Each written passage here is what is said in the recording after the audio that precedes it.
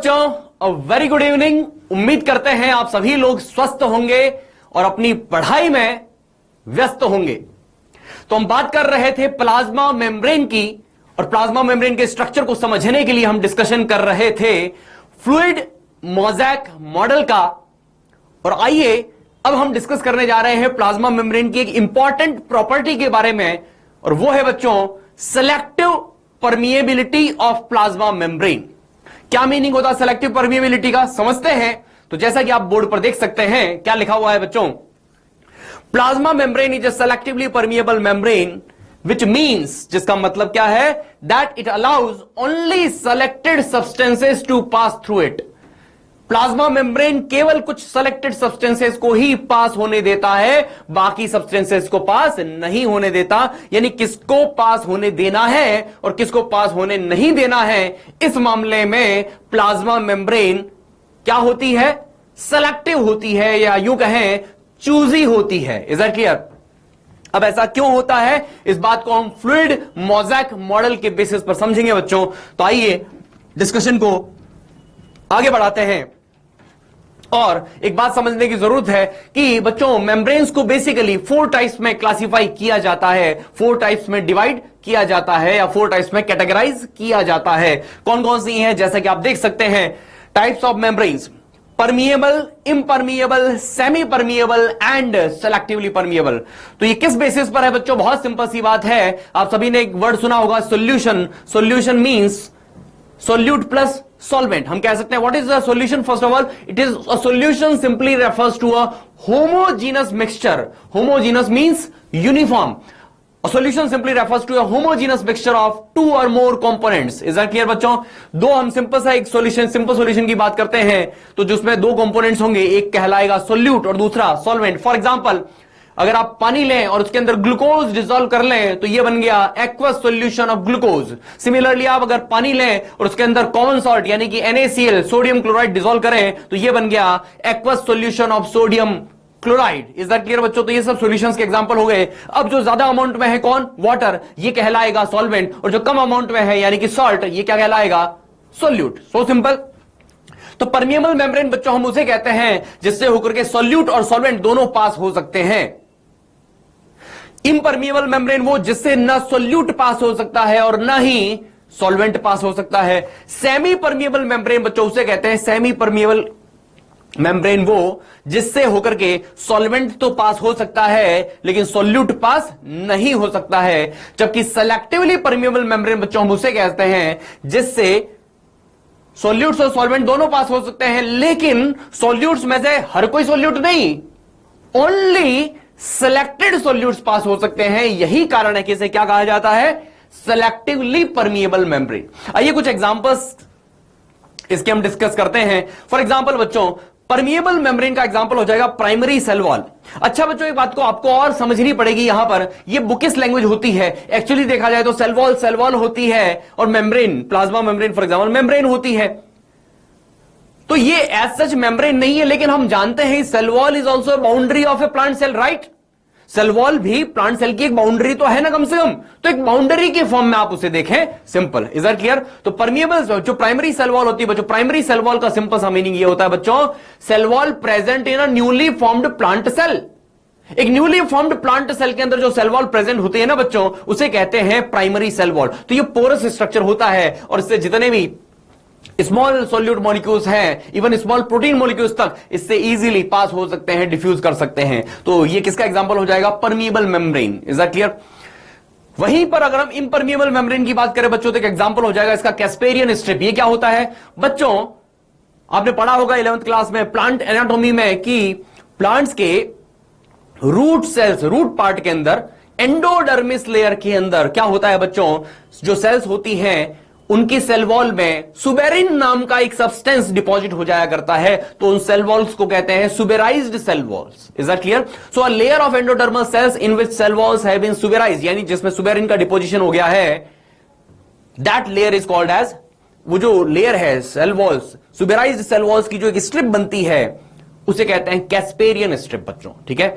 और आपकी जानकारी के लिए बता दें बच्चों, सुबेरिन एक ऐसा सब्सटेंस होता है जिससे ना तो वाटर पास हो सकता है और ना ही एयर पास हो सकती है, उसे कहते हैं water tight and air tight material. Suberin को क्या बोलते हैं? Water tight and air tight material. Means suberin से होकर के ना तो वाटर पास हो सकता है और ना ही एयर पास हो सकती है। Getting the point? चिंता मत कीजिए, वाटर पास होगा एंडोडर्मल सेल्स के जरिए, लेकिन उन पार्ट्स से जहां पर सुबेरिन का डिपोजिशन नहीं हुआ होगा। तो सेल वॉल में हर जगह पर सुबेरिन का डिपोजिशन नहीं होता, तो जिस पार्ट में सुबेरिन का डिपोजिशन होगा ना बच्चों, बस वहां से वाटर पास नहीं हो पाएगा। Is that clear?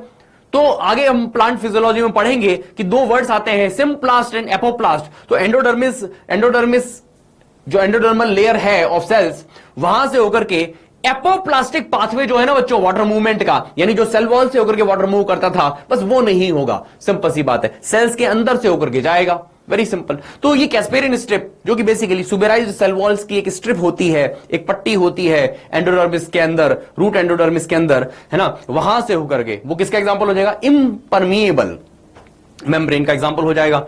वहीं पर अगर सेमी परमिएबल मेम्ब्रेन की बात करें बच्चों, तो आर्टिफिशियल मेम्ब्रेन्स होती है कहीं, sorry for example cellophane. Cellophane membrane बच्चों का आर्टिफिशियली प्रिपेयर्ड मेम्ब्रेन है, जो कि सेल्यूलोज से बनाई जाती है। ये सेमी परमिएबल मेम्ब्रेन का एग्जांपल है बच्चों। इससे वाटर तो पास हो सकता है, लेकिन सॉल्यूट्स पास नहीं हो सकते। उसी प्रकार एक और एग्जांपल है, एक टाइप का पेपर आता है बच्चों जिसे बोलते हैं parchment paper. Is that clear? वो भी सेमी परमिएबल मेम्ब्रेन का एग्जांपल हो जाएगा। और रही बात सेलेक्टिवली परमिएबल मेम्ब्रेन्स की, तो बच्चों जितनी भी सेल्स हैं, उन सेल्स की जो प्लाज्मा मेम्ब्रेन्स हैं, वो सब किसके एग्जांपल्स हैं? Selectively permeable membranes. एक और एग्जांपल की बात करें तो सेल्स के अंदर, यूकैरियोटिक सेल्स के अंदर बहुत सारे मेम्ब्रेन बाउंड सेल ऑर्गेनेल्स होते हैं बच्चों। For example endoplasmic reticulum, Golgi complex, lysosome. Are you getting the point? ये इनकी जो मेम्ब्रेन्स हैं बच्चों, वो भी कैसी होती हैं? सेलेक्टिवली परमिएबल मेम्ब्रेन्स ही होती हैं। यानी कि plasma membranes as well as organellar membranes, all these are examples of selectively permeable membranes. अब ऐसा क्यों होता है बच्चों, इसको समझने की कोशिश करते हैं, तो बात को ध्यान से सुनिएगा। सबसे पहले हम क्लासिफिकेशन पढ़ते हैं, transport across plasma membrane. PM का यहां पर मतलब है बच्चों प्लाज्मा मेम्ब्रेन। प्लाज्मा मेम्ब्रेन के अक्रॉस जो ट्रांसपोर्ट होता है बच्चों, उसे हम ब्रॉडली टू कैटेगरीज में डिवाइड कर सकते हैं, टू टाइप्स में डिवाइड कर सकते हैं। कौन कौन से टू टाइप्स बच्चों? Passive processes and active processes. क्या डिफरेंस है बच्चों? बेसिकली पैसिव प्रोसेसेस बच्चों नेचुरल टेंडेंसी के अकॉर्डिंग होती है, यानी along the concentration gradient of a substance, यानी from high concentration to low concentration, natural process. तो इसमें किसी प्रकार की एनर्जी कंज्यूम नहीं होती। Active transport against natural tendency होता है, यानी कि from low concentration to high concentration. Obviously बात है बच्चों, अगेंस्ट नेचुरल टेंडेंसी जब कोई प्रोसेस किया जाएगा तो एनर्जी तो कंज्यूम होगी, तो यहां पर एनर्जी कंज्यूम होगी, और ये अगेंस्ट कंसंट्रेशन ग्रेडियंट होता है। नाउ बच्चों जो पैसिव प्रोसेसेस हैं उसको ब्रॉडली टू टाइप्स में क्लासिफाई किया जाता है, डिफ्यूजन एंड ऑस्मोसिस। डिफ्यूजन को फर्दर क्लासिफाई किया जाता है टू टाइप्स में, simple diffusion and facilitated diffusion. अब क्या डिफरेंस है यहां पर बच्चों? स्पेस कम पड़ गया है, तो इसी बात को हमने आगे एक्सटेंड किया है। तो आपको ये चार्ट बनाते समय एक सिंगल पेपर पर बनाने की कोशिश करनी चाहिए, हॉरिजॉन्टल मोड में। Are you getting the point? एक सिंगल पेपर पर ये पूरा चार्ट आ जाना चाहिए। तो गौर कीजिएगा, यहां पर ये लिखा हुआ है, फैसिलिटेटेड डिफ्यूजन को बच्चों फर्दर टू टाइप्स में क्लासिफाई किया जाता है, channel mediated and carrier mediated. Channel mediated यानी चैनल प्रोटीन की हेल्प से होने वाला ट्रांसपोर्ट, कैरियर मीडिएटेड मतलब कैरियर प्रोटीन की हेल्प से होने वाला ट्रांसपोर्ट। चैनल मीडिएटेड जो है बच्चों वो टू टाइप्स का होता है, गेटेड एंड नॉन गेटेड, जबकि कैरियर मीडिएटेड भी टू टाइप्स का होता है, यूनिपोर्ट एंड को ट्रांसपोर्ट। हम स्टेप बाय स्टेप सब कुछ डिस्कस करेंगे, लेकिन पहले ये चार्ट देखना है आपको। Is that clear? को ट्रांसपोर्ट जो है बच्चों वो सिम्पोर्ट और एंटीपोर्ट टू टाइप्स का होता है। ये क्या मीनिंग है इन सब की हम बात करेंगे, सबकी हम बात करेंगे। Is that clear? बस यहां पर प्रोटीन डिफरेंट है, यहां चैनल प्रोटीन है। चैनल प्रोटीन्स को बच्चों टनल प्रोटीन्स भी बोलते हैं, बिकॉज ये ऐसे मेम्ब्रेन प्रोटीन्स होते हैं। हमने फ्लूइड मोज़ेक मॉडल में इंटीग्रल मेम्ब्रेन प्रोटीन्स की बात की थी बच्चों, याद कीजिए। तो जो इंटीग्रल मेम्ब्रेन प्रोटीन्स होते हैं, जो टाइटली एम्बेडेड होते हैं, जो फॉस्फोलिपिड बाइलेयर में एम्बेडेड होते हैं, यानी धसे हुए होते हैं। कुछ प्रोटीन्स ऐसे होते हैं जिनके सेंट्रल पार्ट से एक टनल शेप्ड स्ट्रक्चर बनता है, जहां से स्पेसिफिक आयंस या मॉलिक्यूल्स का मूवमेंट हो सकता है। इज दैट क्लियर बच्चों? तो कुल मिलाकर के उन्हें बोलते हैं चैनल प्रोटीन्स और टनल प्रोटीन्स। उनकी हेल्प से होने वाला ट्रांसपोर्ट क्या कहलाता है? Channel mediated facilitated diffusion. कहलाता है। ठीक है बच्चों, कैरियर मीडिएटेड, कैरियर प्रोटीन की हेल्प से होने वाला, नाम से मिल रहा है एक ऐसा प्रोटीन जो एक मॉलिक्यूल को, किसी मॉलिक्यूल को कैरी करे from one side of the plasma membrane to the other side, है ना, इसलिए बोला कैरियर मीडिएटेड। ये टू टास्क का यूनिपोर्ट एंड को ट्रांसपोर्ट। अगर कोई कैरियर प्रोटीन एक सिंगल मॉलिक्यूल का ट्रांसपोर्ट करे एट अ टाइम तो उसे बोलेंगे यूनिपोर्ट। अगर वो दो मॉलिक्यूल्स का एक साथ ट्रांसफर करे तो उसे बोलेंगे को ट्रांसपोर्ट, को यानी साथ साथ। अगर उन दो मॉलिक्यूल्स का ट्रांसफर सेम डायरेक्शन में किया जा रहा है तो सिम्पोर्ट, और अगर ऑपोजिट डायरेक्शंस में किया जा रहा है तो एंटीपोर्ट। Very simple. नाउ बच्चों, उसी चार्ट में हमने देखा था, क्या देखा था, वापस देखिए एक बार, आप वापस देखिए। एक्टिव प्रोसेसेस पर अगर हम आए तो इसको फर्दर टू टाइप्स में डिवाइड किया जाता है, active transport and vesicular transport. Active transport further two types का होता है बच्चों, primary active transport and secondary active transport. Secondary active transport further two types का होता है, सिम्पोर्ट एंड एंटीपोर्ट। आपके दिमाग में एक डाउट आना चाहिए कि सर सिम्पोर्ट और एंटीपोर्ट तो अभी इधर भी आया था पैसिव प्रोसेस में। यस बच्चों, बिल्कुल। सिम्पोर्ट और एंटीपोर्ट वर्ड ध्यान से सुनिएगा, कान खोल करके अच्छे से सुनिएगा। सिम्पोर्ट और एंटीपोर्ट वर्ड हमें यह नहीं बताते कि प्रोसेस एक्टिव है या पैसिव है, ये वर्ड्स हमें सिर्फ ये बताते हैं कि दो सब्सटेंसेस का एक साथ ट्रांसपोर्ट जो किया जा रहा है वो सेम डायरेक्शन में किया जा रहा है या ऑपोजिट डायरेक्शंस में किया जा रहा है। डायरेक्शन बताते हैं, symport same direction, antiport opposite direction, that's it. Symport passive भी हो सकता है और एक्टिव भी हो सकता है। सिमिलरली एंटीपोर्ट भी बच्चों पैसिव भी हो सकता है और एक्टिव भी हो सकता है। आगे हम स्पेसिफिक एग्जांपल्स लेंगे बच्चों और इस बात को समझेंगे, डोंट वरी अबाउट दैट। ठीक है, अब देखिए आप, एक्टिव प्रोसेसेस स्टूडेंट्स की, active transport and vesicular transport. Vesicles की फॉर्म में बच्चों छोटे छोटे माइक्रोस्कोपिक स्ट्रक्चर्स होते हैं, प्लाज्मा मेम्ब्रेन अंदर की तरफ टूट करके आ सकती है ना, स्मॉल वेसिकल का फॉर्मेशन हो सकता है। Vesicle is a membrane bound structure, small microscopic, है ना, membrane bound structures are called as vesicles. ये टू टाइप्स का होता है बच्चों, एंडोसाइटोसिस एंड एक्सोसाइटोसिस। बाहर से कोई मटेरियल सेल के अंदर आए, एंडोसाइटोसिस, अंदर से बाहर जाए, एक्सोसाइटोसिस। लेकिन होगा किसकी हेल्प से? वेसिकल्स की हेल्प से होगा। तो इसको हम बच्चों स्टेप बाय स्टेप हमें आगे बढ़ना है, इस पूरे चार्ट को समझना है। सबसे पहले हम शुरुआत करेंगे कहां से? ये चार्ट आपको अपनी नोटबुक में बनाना है पूरे सलीके से, is that clear, on a single paper. हम स्टार्ट कहां से करेंगे? हम यहां से स्टार्ट करेंगे, डिफ्यूजन, फिर सिंपल, फिर फैसिलिटेटेड, फिर ऑस्मोसिस, फिर एक्टिव ट्रांसपोर्ट। इस तरह से हम आगे बढ़ेंगे बच्चों, ठीक है। तो देखिए आप, ये था एंडोसाइटोसिस। अगर आगे हम देखेंगे फर्दर 3 टाइप्स में डिवाइड किया जाता है बच्चों, phagocytosis, pinocytosis and receptor mediated endocytosis. तो ये सारी बातें आपको इस चार्ट में इंक्लूड करनी है। आइए बच्चों, अब हम यहां से स्टार्ट करते हैं डिस्कशन को। क्या लिखा हुआ है? डिफ्यूजन। क्या होता है बच्चों diffusion? Net spontaneous movement of atoms, molecules or ions from a region of high concentration to a region of low concentration is called as diffusion।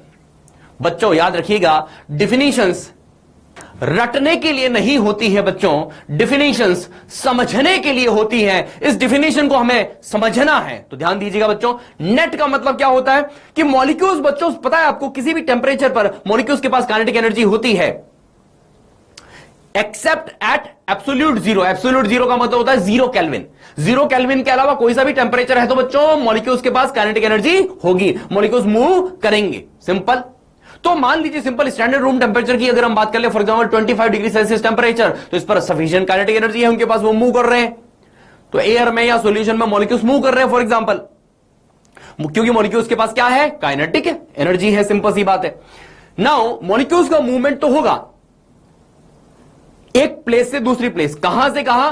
From a region of high concentration to a region of low concentration, net movement. Are you getting the point? वैसे तो molecules जो है, कुछ molecules, a few molecules, 2-4 molecules low concentration से high concentration की तरफ भी जा सकते हैं, क्योंकि मॉलिक्यूलर मोशन तो रैंडम है ना। लेकिन नेट मूवमेंट किस तरफ से किस तरफ होगा? From a region of high concentration to a region of low concentration. और ये मूवमेंट कैसा होना चाहिए बच्चों? इस एक वर्ड को समझिएगा, ये मूवमेंट कैसा होना चाहिए? स्पॉन्टेनियस। कैसा होना चाहिए? स्पॉन्टेनियस का मतलब होता है बच्चों a process which occurs on it's oven.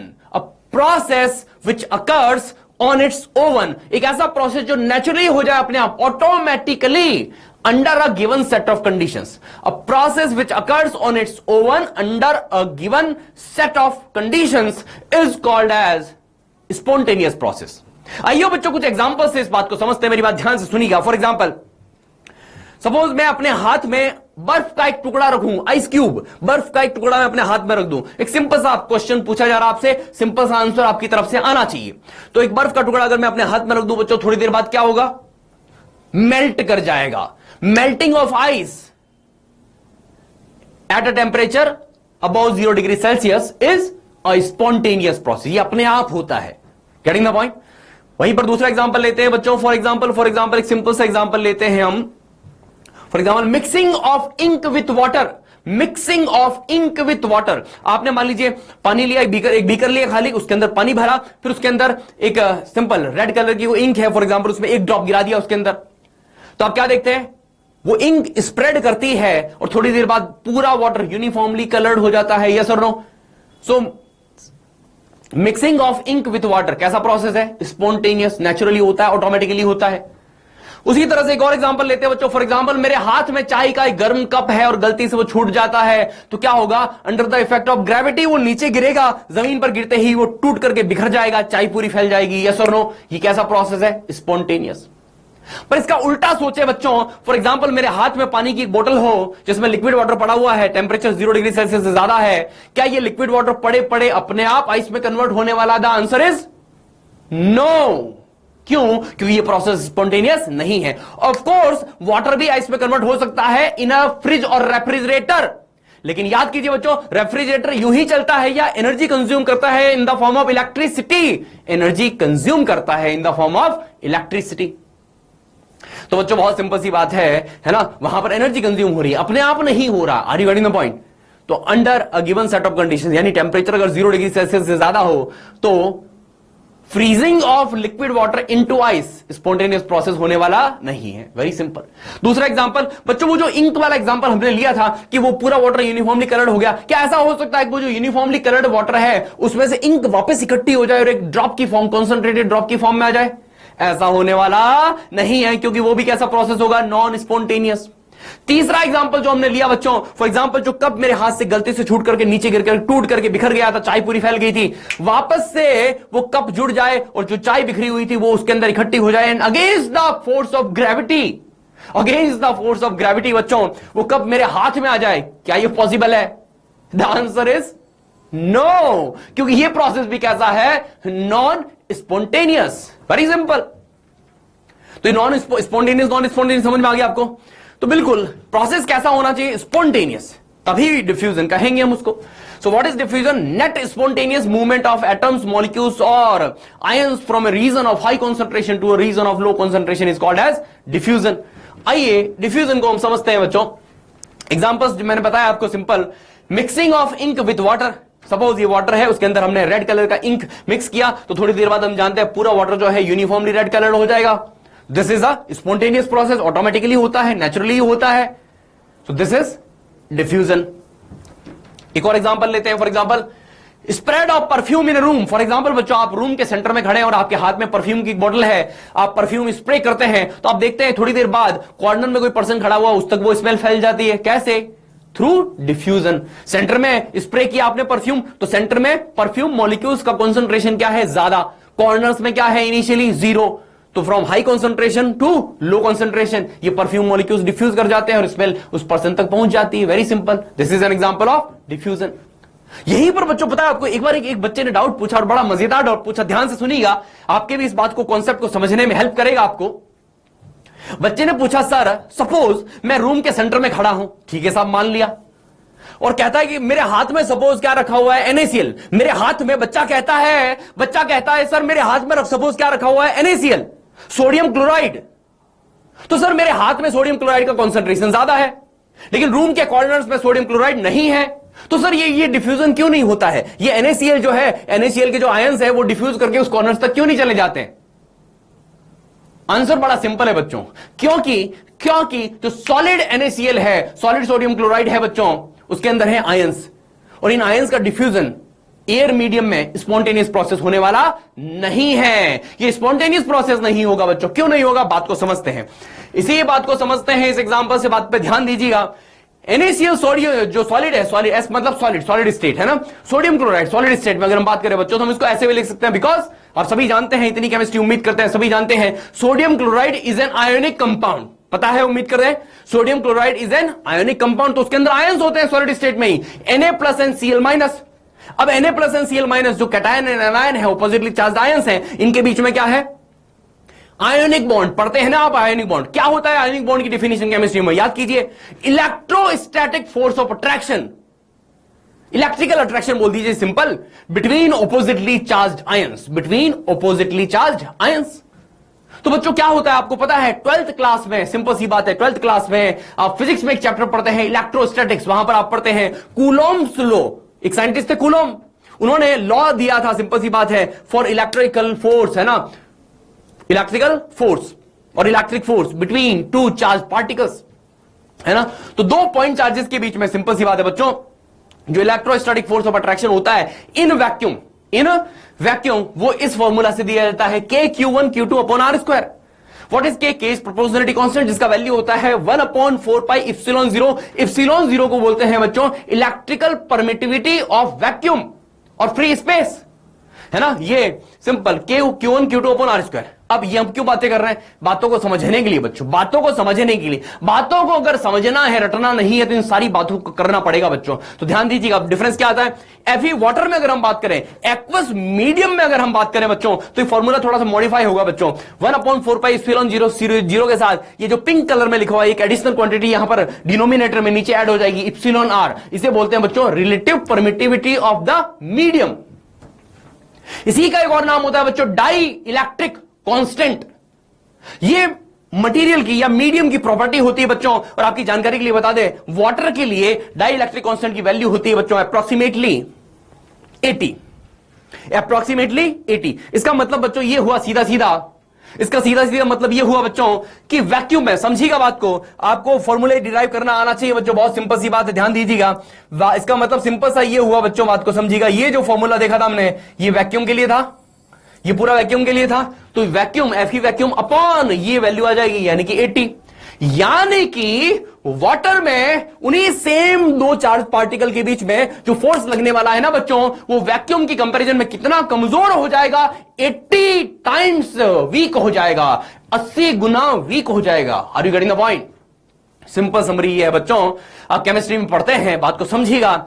अब केमिस्ट्री में पढ़ते हैं ionic bond is the strongest bond, बिल्कुल सही बात है बच्चों, लेकिन इसके साथ कुछ टर्म्स एंड कंडीशंस अप्लाई होती हैं, बच्चे ध्यान नहीं रखते हैं, और वो टर्म्स एंड कंडीशन ये है बच्चों कि सॉलिड स्टेट में, अगर फिजिकल स्टेट के हिसाब से बात करें तो सॉलिड स्टेट में ionic bond no doubt strongest bond है, लेकिन लिक्विड स्टेट में या यूं कहें एक्वस सॉल्यूशन में आयनिक बॉन्ड स्ट्रॉन्गेस्ट बॉन्ड नहीं होता है, याद रखिएगा, बिकॉज वाटर का डाइलेक्ट्रिक कांस्टेंट बहुत ज्यादा होता है 80। तो इसका मतलब सीधा सीधा ये हुआ कि वैक्यूम की कंपैरिजन में, वैक्यूम या यूं कहें सॉलिड स्टेट के अंदर, मेरी बात ध्यान से सुनिएगा, फिर से सुने वापस। बच्चे ने बोला था सर आपके हाथ में सोडियम क्लोराइड रखा हुआ है, आपके हाथ में सोडियम क्लोराइड रखा हुआ है, ठीक है, तो मुझे बताओ बच्चों ये सराउंडिंग मीडियम क्या है, ये सराउंडिंग मीडियम क्या है, एयर। और फिजिक्स में आप पढ़ते हैं बच्चों कि जो एयर है, एयर का जो डाइलेक्ट्रिक कांस्टेंट है εr, वो that is almost equal to that of vacuum, यानी ऑलमोस्ट वैक्यूम। तो सिंपल ध्यान रखें, एयर में या वैक्यूम में जो फोर्स लगता है वो ऑलमोस्ट इक्वल है, सिंपल। एयर में या वैक्यूम में जो फोर्स लगता है चार्ज पार्टिकल्स के बीच में वो ऑलमोस्ट सेम है। तो डिफरेंस कहां से आया, जब हाथ में सोडियम क्लोराइड रखा हुआ है तो सराउंडिंग मीडियम क्या है, एयर, लेकिन जब हम इसी ध्यान से सुनिएगा तो यहां से इनके बीच में आयनिक बॉन्ड क्या है, स्ट्रॉन्ग सॉलिड स्टेट में, तो ये आयंस का डिफ्यूजन होने वाला नहीं है, क्योंकि inter ionic force of attraction, क्या बोला मैंने, inter ionic force of attraction, ये कैटायन और एनायन के बीच में जो ऑपोजिट चार्जेस के बीच में अट्रैक्टिव फोर्स होता है, पता है आपको, like charges repel, unlike charges attract, ठीक है, तो कैटायन और एनायन के बीच में अट्रैक्शन है, तो ये जो inter ionic force of attraction है बच्चों, ये स्ट्रांग है, इसलिए इनका डिफ्यूजन होने वाला नहीं है। लेकिन बच्चों जैसे ही, पता है आपको, जैसे ही हम NaCl को लेकर के पानी में डिसॉल्व करते हैं ना बच्चों, तो पता है क्या होता है, ये आयनिक बॉन्ड कमजोर पड़ जाता है, वीक पड़ जाता है, ये जो आयंस है Na+ एंड Cl-, ये सेपरेट हो जाते हैं, इनको चारों तरफ से वाटर मॉलिक्यूल्स घेर लेते हैं, और अब इन आयंस का क्या हो सकता है बच्चों, फ्री मूवमेंट हो सकता है from high concentration to low concentration. तो हम देखते क्या है, प्रैक्टिकल बात क्या देखते हैं, अगर आप पानी लें, उसमें NaCl एक चम्मच नमक उसमें अगर डिसॉल्व करें, थोड़ी देर बाद वो पूरा पानी यूनिफॉर्मली नमकीन हो जाता है, यूनिफॉर्मली सॉल्टी हो जाता है। यस और नो? तो ये किसका एग्जांपल है? फर्स्ट सॉल्ट का हुआ डिसोल्यूशन, यानी सॉल्ट आयंस ब्रेक हुए, सिंपल सी बात है, सेपरेट हुए और फिर वो यूनिफॉर्मली मिक्स हो गया, डिफ्यूजन। Getting the point? तो लेकिन जो सॉलिड स्टेट में हाथ में अगर नमक रखा हुआ है तो वो रूम के कॉर्नर्स तक जाने वाला नहीं है, क्योंकि सॉलिड स्टेट में डिफ्यूजन होने वाला नहीं है बच्चों, याद रखिएगा। Is that clear? सिंपल सी बात है। डिफ्यूजन हमें किस स्टेट में देखने को मिलेगा? या तो लिक्विड स्टेट में और या फिर गैसियस स्टेट में। Is that clear? फ्लूइड्स में। सिंपल। सॉलिड में हमें सॉलिड पार्टिकल्स का डिफ्यूजन हमें देखने को मिलने वाला नहीं है, सिंपल सी बात। Is that clear? फिर देखिएगा आप, यहां पर एक लाइन लिखा हुआ है, diffusion can occur in the presence of a membrane as well as in the absence of a membrane. मेरी बात ध्यान से सुनिएगा बच्चों, ध्यान से, बहुत अच्छे से।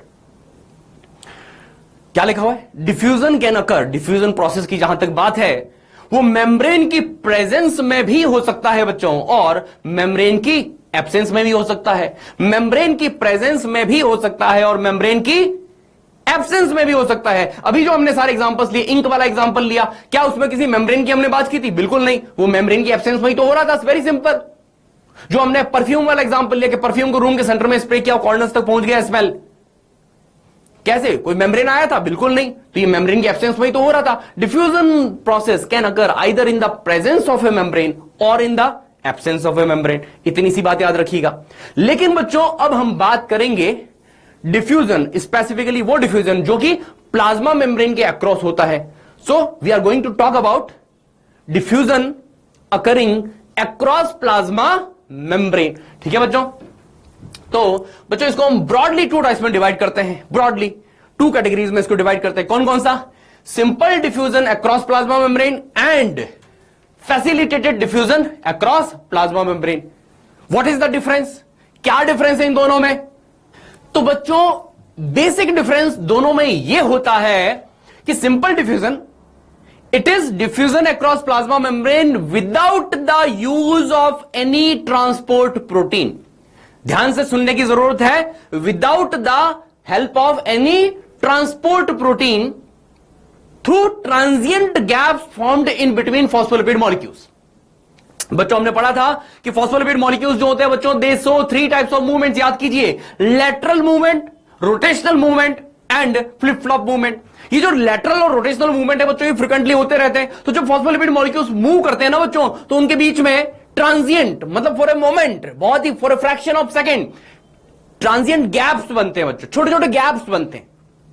इन गैप्स के बीच में से होकर के जब कोई मॉलिक्यूल डिफ्यूज कर जाए from high concentration side to low concentration side without the help of any transport protein, यानी मेम्ब्रेन में कोई भी प्रोटीन की हेल्प के बिना, तब इसे क्या बोलते हैं बच्चों? Simple diffusion.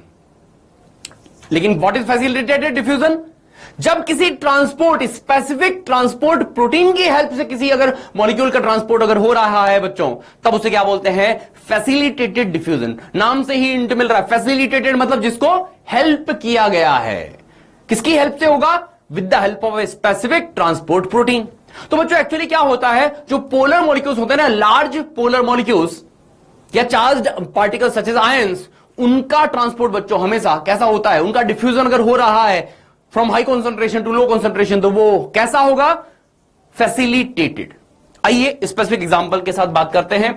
फॉर एग्जांपल बच्चों, ये जो आप डायग्राम देख रहे हैं, ये सिंपल डिफ्यूजन के लिए है और ये फैसिलिटेटेड डिफ्यूजन के लिए। फॉर एग्जांपल बच्चों, नॉन पोलर मॉलिक्यूल्स जितने भी होते हैं ना बच्चों, उनका हमेशा होता है simple diffusion. For example CO2 is a non polar molecule. कैसे पता चला CO2 is a non polar molecule? बच्चों बहुत सिंपल सी बात है, आपको पता होना चाहिए। CO2 का स्ट्रक्चर ऐसा होता है बच्चों, लीनियर स्ट्रक्चर होता है। अब सिंपल केमिस्ट्री अप्लाई होती है यहां पे, समझिएगा बात को। ये जो कार्बन है बीच वाला, इसका हाइब्रिडाइजेशन है sp।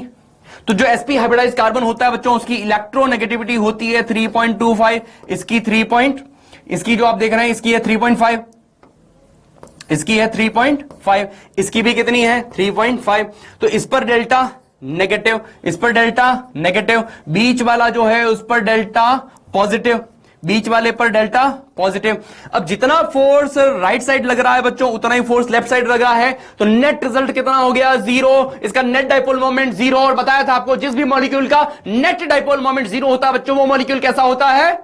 Non polar. और इसकी ज्योमेट्री भी देखें, इसका शेप कैसा है? लीनियर। तो सारी बातें सिंपल केमिस्ट्री अप्लाई करके बात को इजीली समझा जा सकता है। ये सिंपल पतला सा लीनियर मॉलिक्यूल, यहां जो गैस बनेंगे इन मॉलिक्यूल्स के बीच में उनके जरिए होकर के from high concentration side to low concentration side easily move कर जाएगा अकॉर्डिंग टू नेचुरल टेंडेंसी। इसकी नेचुरल टेंडेंसी होगी। तो ये किसका एग्जांपल हुआ? Simple diffusion. मुझे बताएं इस पूरी प्रोसेस में ये कहां से मूव कर रहा है? ये जो फॉस्फोलिपिड मॉलिक्यूल्स आप देख रहे हैं इनके बीच में से जो गैप बनेगा, छोटा सा पतला सा गैप बनेगा, उस गैप से होकर के बगैर किसी प्रोटीन की हेल्प के, without the help of any transport protein, that is the important point to be noted, बिना किसी प्रोटीन की हेल्प के गया है। यह सिंपल डिफ्यूजन है। अब बच्चों फैसिलिटेटेड डिफ्यूजन की बात करें, फॉर एग्जांपल ये आयन चैनल है। ये जो येलो कलर में आप डायग्राम देख रहे हैं, ये एक प्रोटीन है जो फॉस्फोलिपिड बाइलेयर में एम्बेडेड है। इसके जरिए आप देखें सेंट्रल पार्ट में एक टनल शेप स्ट्रक्चर आपको दिखाई दे रहा है। सपोज ये सोडियम चैनल है, ये सोडियम चैनल है। 11th क्लास में चैप्टर आता है बच्चों सिंपल नर्वस सिस्टम, तो उसमें न्यूरल कंट्रोल एंड कोऑर्डिनेशन, तो उसमें आप पढ़ते हैं अबाउट न्यूरॉन्स। तो वहां पर बच्चों आप जो है नर्व इंपल्स कंडक्शन के बारे में जब पढ़ते हैं तो वहां पर आपको बताया जाता है सोडियम चैनल, पोटेशियम चैनल, ये क्या चीज है? ये मेम्ब्रेन के अंदर स्पेसिफिक ट्रांसपोर्ट प्रोटीन्स होते हैं बच्चों, जहां से होकर के स्पेसिफिक आयंस का डिफ्यूजन होता है। इसे बोलते हैं फैसिलिटेटेड डिफ्यूजन। फॉर एग्जांपल अगर ये सोडियम चैनल है तो इससे सिर्फ और सिर्फ सोडियम आयन ही मूव कर सकता है बच्चों, इससे पोटेशियम आयन मूव करने वाला नहीं है। और सोडियम आयन भी कैसे मूव करेगा? From high concentration side to low concentration side. Very simple. और क्योंकि बच्चों एक्चुअली यहां पर सोडियम आयंस जो है वो चार्ज पार्टिकल्स हैं, तो यहां बेटर कहना ये होगा इलेक्ट्रोकेमिकल ग्रेडियंट। इलेक्ट्रो बता रहा है कि इलेक्ट्रिकल चार्ज का कितना क्या डिफरेंस है, किस तरफ पॉजिटिव चार्जेस ज्यादा है, किस तरफ नेगेटिव। तो अगर इधर पॉजिटिव चार्जेस ज्यादा है तो पॉजिटिव चार्जेस में क्या होगा? रिपल्सन। तो वहां से वो नेगेटिव चार्जेस की तरफ आना चाहेगा। Very simple. तो a combination of both electrical charge plus concentration is called as electrochemical gradient. तो याद रखिएगा ions diffuse from high, simple से ions diffuse according to their electrochemical gradient. Very simple. Okay simple. तो ये जो channel protein आप देख रहे हैं इसकी हेल्प से ये क्या प्रोवाइड करता है? ये एक रास्ता प्रोवाइड करता है, ये एक पाथ प्रोवाइड करता है for the movement of the charged particles. Such transport proteins are called as बच्चों ion channels. Is that clear? तो ट्रांसपोर्ट, किसी स्पेसिफिक ट्रांसपोर्ट प्रोटीन की हेल्प से जब बच्चों डिफ्यूजन होना तब उसे क्या कहते हैं? Facilitated diffusion. ओके नाउ बच्चों अगली बात देखिएगा। अब एक सिंपल सा सवाल आता है कि कौन से ऐसे मॉलिक्यूल्स हैं जिनका प्लाज्मा मेम्ब्रेन के अक्रॉस सिंपल डिफ्यूजन पॉसिबल है। तो आइए समझते हैं, इस बात को नजर डालते हैं। अनचार्ज मॉलिक्यूल्स और चार्ज मॉलिक्यूल्स, इस दो कैटेगरीज में हम डिवाइड कर सकते हैं पहले मॉलिक्यूल्स को। तो जितने भी चार्ज पार्टिकल्स हैं ये सच एज आयंस, तो याद रखिएगा बच्चों उनका कभी सिंपल डिफ्यूजन होने वाला नहीं है। सिंपल डिफ्यूजन अगर किसी का पॉसिबल है तो पहली शर्त क्या है, पहली कंडीशन क्या है? वो क्या होना चाहिए? अनचार्ज। अब अनचार्ज में भी अगर मॉलिक्यूल्स को डिवाइड कर दें नॉन पोलर एंड पोलर, तो नॉन पोलर का सिंपल डिफ्यूजन पॉसिबल है। सच एज फॉर एग्जांपल अभी हमने बात की CO2, O2 भी बात करें, O2 भी नॉन पोलर मॉलिक्यूल है। तो ये बच्चों जो गैसेस हैं O2 एंड CO2 इनका क्या होता है बच्चों? Simple diffusion. Simple diffusion, simple सी बात, इनको किसी ट्रांसपोर्ट प्रोटीन की हेल्प की जरूरत नहीं है डिफ्यूजन के लिए। Very simple. For example lungs के जो एल्विलाई हैं उनके अंदर जो एयर भरी होती है, वहां से जब गैसेस का डिफ्यूजन होता है तो कौन सी प्रोसेस से हो रहा है? By the process of simple diffusion. Simple. उसी तरह से बात करें बच्चों फैटी एसिड्स हैं या फैट सोल्यूबल विटामिन्स हैं। विटामिन्स बच्चों बेसिकली टू टाइप्स के होते हैं, water soluble and fat soluble. Water soluble के दो सिंपल एग्जांपल्स ध्यान रखिएगा, vitamin B and vitamin C. और फैट सोल्यूबल के 4 एग्जांपल्स ध्यान रखिएगा आप, ADE, तो याद रखना भी बड़ा इजी है। हेडेक, एडेक, हेडेक हिंदी में कहते हैं सिरदर्द, है ना? हेडेक, एडेक, ADEK, एडेक। Is that clear? याद रखने का इजी तरीका, हेडेक, एडेक। तो एडेक, ADEK क्या होते हैं बच्चों? Fat soluble vitamins. तो जो भी फैट सोल्यूबल है बच्चों, बहुत सिंपल सी बात है, fats are non polar molecules. जो फैट सोल्यूबल विटामिन्स हैं, है ना, वो इनका सिंपल डिफ्यूजन हो जाएगा। अच्छा बच्चों, क्यों हो जाएगा इनका सिंपल डिफ्यूजन? बिकॉज जो प्लाज्मा मेम्ब्रेन में फॉस्फोलिपिड बाइलेयर होती है, हमने देखा उसका सेंट्रल पार्ट कैसा होता है, फॉस्फोलिपिड मॉलिक्यूल्स का जो टेल्स होती है वो कैसी होती है, नॉन पोलर। तो इन नॉन पोलर टेल्स के बीच में से होता हुआ नॉन पोलर मॉलिक्यूल जो है इजीली पास हो सकता है बच्चों, क्योंकि जो नॉन पोलर पार्ट है फॉस्फोलिपिड मॉलिक्यूल का बाइलेयर का वो काफी बड़ा है, वो ज्यादा डिस्टेंस में है, उसकी लेंथ ज्यादा है। तो एक बार नॉन पोलर मॉलिक्यूल अगर फॉस्फोलिपिड मॉलिक्यूल्स के पोलर हेड के बीच में फंस गया तो वो अब उसका नॉन पोलर टेल्स के बीच में होकर के पास होना इजी होता है। लेकिन पोलर मॉलिक्यूल के बारे में सोच के देखिए बच्चों, पोलर मॉलिक्यूल के बारे में सोच के देखिए एक बार। पोलर मॉलिक्यूल्स की बात करें, अगर स्मॉल पोलर मॉलिक्यूल की बात है, such as water, water is a polar molecule but it is a very small polar molecule बच्चों। H2O गिनती के 3 एटम्स हैं, 2 हाइड्रोजन एटम्स, हाइड्रोजन एटम वैसे ही छोटा होता है, plus 1 oxygen atom. Getting the point? तो ये पोलर मॉलिक्यूल है लेकिन छोटा मॉलिक्यूल है, और इतना छोटा है कि इसका सिंपल डिफ्यूजन पॉसिबल है। अगर एक बार वाटर मॉलिक्यूल फंस गया पोलर हेड्स के बीच में तो अब धक्का लगते लगते नॉन पोलर टेल्स के बीच में से होता हुआ पास हो सकता है। हालांकि मूवमेंट स्लो होगा लेकिन हो सकता है, simple. Similarly alcohol C2H5OH, ethanol, ethanol का भी सिंपल डिफ्यूजन पॉसिबल है। लेकिन बच्चों अगर पोलर मॉलिक्यूल लार्ज है, सच एज ग्लूकोज, आप सभी ग्लूकोज का फॉर्मूला जानते हैं C6H12O6, तो ये पोलर मॉलिक्यूल है बच्चों, और ये सफिशिएंटली लार्ज पोलर मॉलिक्यूल है, इतना बड़ा कि ये फॉस्फोलिपिड बाइलेयर के है ना नॉन पोलर टेल्स के बीच में से होकर के पास होने वाला नहीं है। तो विदाउट इसका transport across plasma membrane simple diffusion process नहीं हो सकता बच्चों। इसके ट्रांसपोर्ट के लिए तो ट्रांसपोर्ट प्रोटीन की जरूरत पड़ेगी ही पड़ेगी। Getting the point? तो ग्लूकोज और फ्रक्टोज, जैसे फ्रक्टोज का भी फॉर्मूला होता है C6H12O6, तो इसका भी इनका ट्रांसपोर्ट प्लाज्मा मेम्ब्रेन से सिंपल डिफ्यूजन वाले मैकेनिज्म से पॉसिबल नहीं है। तो किसका पॉसिबल नहीं है बच्चों? लार्ज पोलर अनचार्ज मॉलिक्यूल्स का पॉसिबल नहीं है सिंपल डिफ्यूजन, और चार्ज पार्टिकल्स का भी सिंपल डिफ्यूजन पॉसिबल नहीं है। ध्यान रखिएगा, सिंपल पिक्चर बन जाना चाहिए माइंड में। नाउ बच्चों we come to factors affecting the rate of diffusion. वो कौन कौन से फैक्टर्स हैं जो डिफ्यूजन की रेट को प्रभावित करते हैं? तो बच्चों पहला ही इसमें फैक्टर आता है कॉन्सेंट्रेशन ग्रेडियंट। अभी कॉन्सेंट्रेशन ग्रेडियंट क्या होता है? इसका फॉर्मूला होता है बच्चों delta C upon D. What is delta C? Delta C is difference in concentration between 2 points, between any 2 given points. हम उसमें वहां पर किसी एक पर्टिकुलर सब्सटेंस का कॉन्सेंट्रेशन में क्या डिफरेंस है, that is called as difference in concentration, delta C से इसको डिनोट करते हैं। And what is D? D is distance of diffusion. उन पार्टिकल्स को कितना डिस्टेंस ट्रैवल करना है डिफ्यूजन के लिए, that is distance of diffusion, है ना। तो ये प्रोसेस है। अब रेट ऑफ डिफ्यूजन इज बच्चों directly proportional to concentration gradient, यानी कॉन्सेंट्रेशन ग्रेडियंट जितना ज्यादा रेट ऑफ डिफ्यूजन उतना ज्यादा। समझते हैं इस बात को स्पेसिफिक एग्जांपल्स के साथ बच्चों। तो ध्यान दीजिएगा, फॉर एग्जांपल केस 1 है बच्चों, ये केस 1। सपोज 2 पॉइंट्स है, A point and B point, इनके बीच में सपोज ये 2 पॉइंट्स है, A point and B point, इनके बीच में डिस्टेंस है D।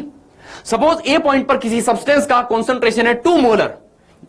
ओके, मोलरिटी आप पढ़ते हैं केमिस्ट्री में, number of moles of solute पर litre of the solution is called as molarity. Very simple. तो यहां पर कॉन्सेंट्रेशन है 2 मोलर और यहां है 1 मोलर। कितना डिफरेंस है? 1 मोलर। सपोज केस 2 में डिस्टेंस सेम है, point C and point D में डिस्टेंस सेम है D equal to this one, लेकिन यहां पर कॉन्सेंट्रेशन है 3 मोलर और यहां पर 1 मोलर। डिफरेंस कितना हो बच्चों? 2 मोलर का डिफरेंस हो गया। तो मुझे बताएं D सेम है लेकिन डेल्टा C क्या है? इस सेकंड केस में डेल्टा C क्या है? ज्यादा। तो ऊपर वाला न्यूमरेटर ज्यादा, तो ऑब्वियस सी बात है कॉन्सेंट्रेशन ग्रेडियंट रेशियो भी क्या होगा? ज्यादा। तो delta C more but distance same, तो delta C upon D ratio क्या होगा? ज्यादा। यानी कॉन्सेंट्रेशन ग्रेडियंट केस सेकंड में ज्यादा तो रेट ऑफ डिफ्यूजन भी ज्यादा। इसी बात को दूसरे एंगल से समझे हम बच्चों। For example case 3 and case 4। Suppose यहां पर बच्चों A और B पॉइंट्स के बीच में डिस्टेंस है D, कॉन्सेंट्रेशन डिफरेंस है 2 मोलर 1 मोलर, यानी 1 मोलर का डिफरेंस है। यहां पर भी देखिए बच्चों पॉइंट C और पॉइंट D में भी डिफरेंस डेल्टा C सेम है, 2 मोलर 1 मोलर, डिफरेंस कितना है? 1 मोलर। लेकिन यहां डिस्टेंस कम है बच्चों, D/2। लगाओ बच्चों दिमाग, वेरी सिंपल। तो डिस्टेंस जब कम है, डिनोमिनेटर जब कम है बच्चों, सिंपल सी बात है डेल्टा C सेम है लेकिन D कम है, डिस्टेंस ऑफ डिफ्यूजन कम है, तो सिंपल सी बात है बच्चों कॉन्सेंट्रेशन ग्रेडियंट क्या होगा? जब डिनोमिनेटर वाला नंबर जब कम है तो कॉन्सेंट्रेशन ग्रेडियंट जो है सिंपल ये कम है, तो कॉन्सेंट्रेशन ग्रेडियंट क्या होगा बच्चों? ज्यादा, क्योंकि जो D/2 है वो 2 ऊपर चला जाएगा। Getting the point? तो कॉन्सेंट्रेशन ग्रेडियंट ज्यादा तो रेट ऑफ डिफ्यूजन ज्यादा। Very simple. As the distance of diffusion decreases, rate of diffusion increases. Simple, इसी फॉर्मूला में देख लें हम, इसी फॉर्मूला में देख लें हम, सिंपल है ना। तो delta C concentration gradient is delta C upon delta D. ये देखिए delta C upon delta D, concentration gradient is, ये क्या हो गया,